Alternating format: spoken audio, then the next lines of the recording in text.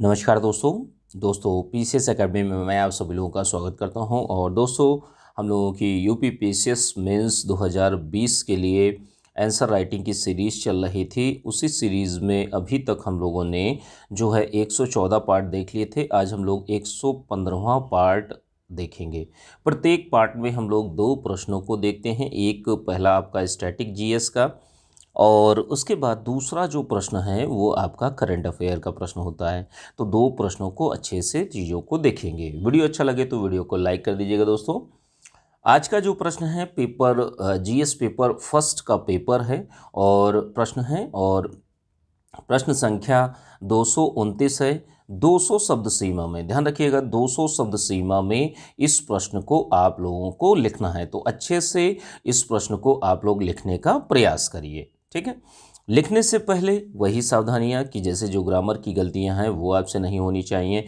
जो introduction part है, body part है, कंक्लूजन पार्ट है, तो तीनों में एक एक कोटेशन, कविता, श्लोक, मूवी के गीत, बोल, इन सारी चीज़ों को ऐड कर सकते हैं और अपने उत्तर को बेहतर बना सकते हैं। इसके साथ में जो अच्छे वक्तव्य होते हैं, अच्छी लाइनें जो होती हैं, उनको आप अंडरलाइन करिए। डेटा, डायग्राम, फ्लो चार्ट, इन सारी चीज़ों का भी प्रयोग करिए, जिससे आपका क्या होता है कि जैसे जो प्रस्तुतिकरण जो होता है वो बेहतर होता है। और देखिए दोस्तों, जो लोग भी यूपी पीसीएस मेंस 2020 और 21 की तैयारी कर रहे हैं, देखिए डे बाय डे, मान लीजिए दो प्रश्न ही अगर आप लिखते हैं तो यही चीज़ें थोड़ी थोड़ी करके बहुत ज़्यादा हो जाती हैं, ठीक है। तो अब आपको क्या करना है, जैसे आप 21 की तैयारी कर रहे हैं तो अभी से इन चीज़ों को करना स्टार्ट कर दीजिए। क्योंकि देखिए, प्रारंभिक परीक्षा जो है वो बाधा है, प्रारंभिक बाधा है, लेकिन जो असलियत लड़ाई जो होती है वो मेंस में होती है, मुख्य परीक्षा में होती है। और मुख्य परीक्षा में सभी व्यक्तियों की जो भी क्वालिटी है उनका आकलन किया जाता है, उसी के आधार पर मेरिट बनती है। तो आपको क्या है, मेंस के जीएस के चारों पेपर, हिंदी, एसे और सारी जो आपका ऑप्शनल है उसको भी आपको तैयार बेहतर रूप में करना होगा। और जब भी आप लोग जैसे मेंस जिस समय देने जाएंगे तो वहाँ पर भी आपके सामने एक प्रश्न ही होगा। प्रश्न में आप ये सोचना स्टार्ट करेंगे कि हाँ, मुझे कौन कौन से पॉइंट्स मुझे ऐड करने, तो उन्हीं पॉइंट्स के आधार पर यह जो आंसर राइटिंग की सीरीज़ है वो चलाई जाती है कि कम से कम आपके दिमाग में कुछ 10 से 12 पॉइंट अगर फीड हो जाते हैं, प्रैक्टिस करके किसी भी तरीके से याद कर लेते हैं, तो ये बेहतर चीज़ होती है। चीज़ों को जब फैली हुई होंगी, बड़ी होंगी, तो आपको करने में परेशानी होती है। लेकिन जब वही चीज़ कंसाइज रूप में छोटे में आप फ्लो चार्ट के माध्यम से चीज़ों को कर लेते हैं तो आपको रिवीजन भी करने में आसानी होती है और चीज़ों को लिखने में भी आसानी होती है, ठीक है। तो आज का जो प्रश्न है, प्रश्न को देखते हैं, आइए। 200 शब्द सीमा में प्रश्न को लिखना है। भारतीय राष्ट्रवाद के विकास में भारतीय प्रेस की भूमिका का वर्णन कीजिए। तो देखिए, 18वीं 19वीं शताब्दी में जो भारतीय राष्ट्रवाद था उसका उदय होता है, और भारतीय राष्ट्रवाद के विकास में प्रेस के योगदान को जहाँ तक हम लोग देखेंगे तो वो हर तरीके से समाज में एक अहम भूमिका अदा करता है। वो चाहे आपका सामाजिक रूप से हो, सांस्कृतिक रूप से हो, राजनीतिक रूप से हो, आर्थिक रूप से हो, हर तरीके से ये विकास में भूमिका अदा करता है। ध्यान रखिएगा, सामाजिक रूप से कैसे, कि जैसे सामाजिक कुरीतियां हैं, सामाजिक चीज़ें हैं, किस तरीके से लोगों में जागरूकता पैदा की जाए। जो हमारा प्रेस था, जो पत्र व पत्रिकाएं थी, वो चाहे आपके जो आपका मंथली हैं या साप्ताहिक हैं या त्रैमासिक हैं, तो किसी भी आधार पर पत्रिकाएं निकाली जाती थी। तो हर तरीके से सामाजिक रूप से, सांस्कृतिक रूप से भी इसने चीज़ों को जोड़ने का कार्य किया, लोगों को एक करने का कार्य किया, और राजनीतिक रूप से जो हमारी मांगे हैं उनको रखने का प्रयास किया इन पत्रिकाओं के माध्यम से। आर्थिक रूप से भी धन का दोहन और अन्य मुद्दों की बात कही गई, वो चाहे आपकी महलवारी व्यवस्था हो या जितनी भी जो भूमि व्यवस्थाएं थी उनसे संबंधित जितना भी शोषण हो रहा था अंग्रेजों के द्वारा, जो किया जा रहा था, उसके परिप्रेक्ष्य में जो भी पत्र पत्रिकाएं थे, हर तरीके से इन्होंने विरोध किया। जो एक राष्ट्रवाद है, भारतीय राष्ट्रवाद है, उसके उदय में अहम भूमिका अदा करी। अब इसमें जैसे देखिए, लोग राजनीतिक रूप से क्या है, अपनी मांग उठाते थे सॉरी, एक प्रतिनिधि सरकार की बात कही जाती है कि भाई हमें अपना एक प्रतिनिधि होना चाहिए, हमारी सरकार है, हमारा देश है, तो रूल करने वाले बाहर के लोग हैं, तो ऐसा नहीं होना चाहिए। तो इन सब चीज़ों की मांग जो है, एक प्रतिनिधि सरकार जो गवर्नमेंट है उसमें हमारे लोग होने चाहिए, हमारे देश के लोग होने चाहिए। जैसे स्वाधीनता की मांग को उठाया गया इन पत्र और पत्रिकाओं के माध्यम से, और लोकतांत्रिक जो भी समस्याएं थी, जो शोषण हो रहा था उनके विरोध में, उनके खिलाफ में, वो चाहे आपका 1857 का विद्रोह हो या 1905 का स्वदेशी आंदोलन हो या उसके बाद 20-22 में असहयोग आंदोलन हो या 30-31 में सविनय अवज्ञा आंदोलन हो या भारत छोड़ो आंदोलन, तो हर तरीके से राष्ट्रवाद के उत्थान में, राष्ट्रवाद के विकास में जो भारतीय प्रेस है उसने अहम भूमिका अदा की है हर तरीके से। इनमें कुछ एग्जाम्पल्स को, जो व्यक्ति हैं, जिन व्यक्तियों ने काम किया है और जिन व्यक्तियों ने आवाज़ उठाई है, उनको हम लोग एक एक करके देखते हैं कि जैसे इससे भी बहुत ज़्यादा मतलब चीज़ें हैं, उनको भी आप ऐड कर सकते हैं, लेकिन देखिए 200 शब्दों में ही लिखना है, तो जो भी चीज़ें मुख्य मुख्य हैं उनको आप ऐड करने का प्रयास करिए। जैसे देखिए राजा राम मोहन राव ने ही भारत में प्रेस की नींव रखी। इन्होंने एक बांग्ला पत्र लिखा था, संवाद कौमुदी, तो इसी के माध्यम से जो राष्ट्रवादी चीज़ें हैं उनको उठाने का कार्य किया। एक फारसी पत्र था मिरातुल, तो इसके माध्यम से भी इन्होंने बातों को उठाया। इसके बाद नियमित रूप से 1858 के बाद में देश में दैनिक साप्ताहिक जो समाचार पत्र होते हैं उनकी वृद्धि हुई। 1859 में क्या होता है कि सोम प्रकाश का साप्ताहिक पत्र जो था इसका प्रकाशन किया जाता है ईश्वर चंद्र विद्यासागर के द्वारा। हिंदू पैट्रियाट जो था हरिश्चंद्र मुखर्जी के द्वारा, इसमें राष्ट्रीय भावना को भी उजागर किया। अन्य बहुत सारी पत्रिकाएं हैं, उनको भी आप लोग जानते होंगे, जैसे अमृत बाजार पत्रिका है, बंगाली है, ट्रिब्यून है, इंडियन मिरर है और बॉम्बे क्रॉनिकल है। तो इन सारी पत्र पत्रिकाओं के माध्यम से जो भारतीय राष्ट्रवाद था उसको उठाने का कार्य किया गया, उसके उत्थान में, उसके विकास में योगदान दिया गया। प्रेस ने अन्य चीज़ों को भी प्रभावित किया कि भाई जो हमारी इंडियन प्रेस थी तो इसने साहित्य और संस्कृति के विकास में भी हर तरीके से मदद की। जो सामाजिक कुरीतियाँ थी, जैसे जाति प्रथा है, बाल विवाह है, विधवा विवाह है, सामाजिक कुरीतियाँ, इन सारी चीज़ों का विरोध किया गया।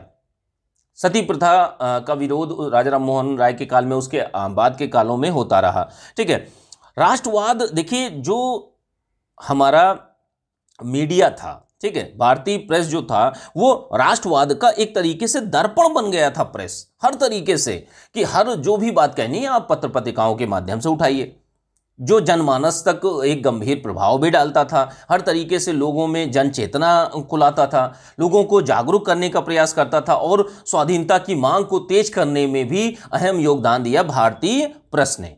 तो इस तरीके से आप लोग बेहतर रूप में 200 शब्द सीमा में आप लोग अच्छे से लिखने का प्रयास करिए।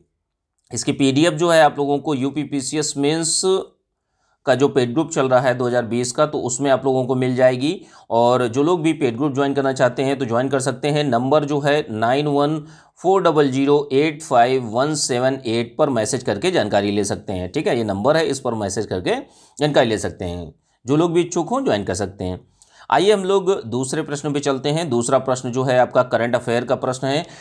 प्रश्न संख्या जो है 230 है और 125 शब्दों में 125 वर्ड्स में आप लोगों को इस प्रश्न को लिखना है। देखिए यह जो प्रश्न है करंट अफेयर का प्रश्न है, काफ़ी चर्चा में रहा 2013-14 में, लेकिन इसके बाद में अभी वर्तमान में भी चर्चा में है। तो मार्स ऑर्बिटर मिशन पर पूछा जा सकता है क्योंकि इसकी कुछ उपलब्धियां हैं, इसने अचीव की हैं, तो इसलिए पूछा जा सकता है। इस प्रश्न को भी लिखने से पहले वही सावधानियां, जो ग्रामर की गलतियां हैं वो आपसे नहीं होनी चाहिए। जो इंट्रोडक्शन पार्ट है, बॉडी पार्ट है, कंक्लूजन पार्ट है, तो तीनों में एक एक कोटेशन, कविता, श्लोक, मूवी के गीत, बोल, इन सारी चीज़ों को ऐड करिए। जो भी इस प्रश्न से संबंधित है, जो भी रेलेवेंट है, उसका आप इसमें प्रयोग करने का प्रयास कीजिए।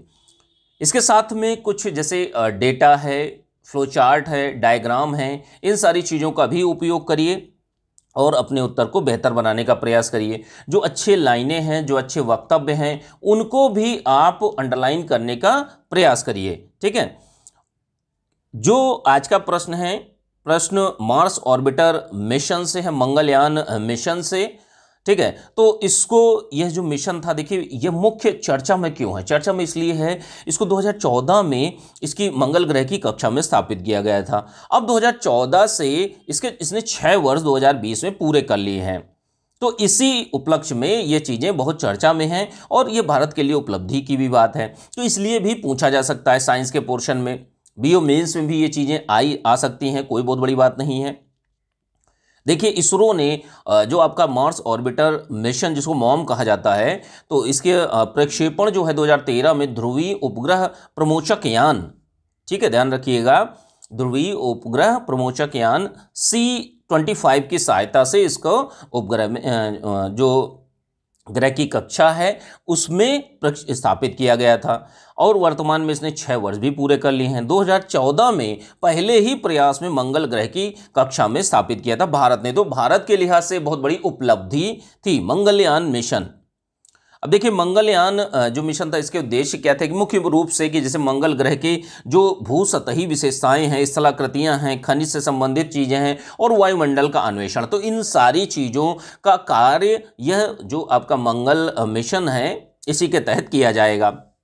इसमें जैसे ही क्या है कि जैसे मंगल ग्रह पर मीथेन सेंसर लगाए गए थे इसी उपग्रह में, तो इसमें देखिए मीथेन सेंसर क्या करेगा, मीथेन गैस का मापन करेगा, इसके स्रोतों का पता लगाएगा कि कहाँ से मीथेन, इसका स्रोत क्या है, मार्स की सतह का चित्रण जो हमारी वहाँ की सरफेस है उसका चित्रण करेगा, उसकी संरचना कैसी है इन चीज़ों का चित्रण करेगा।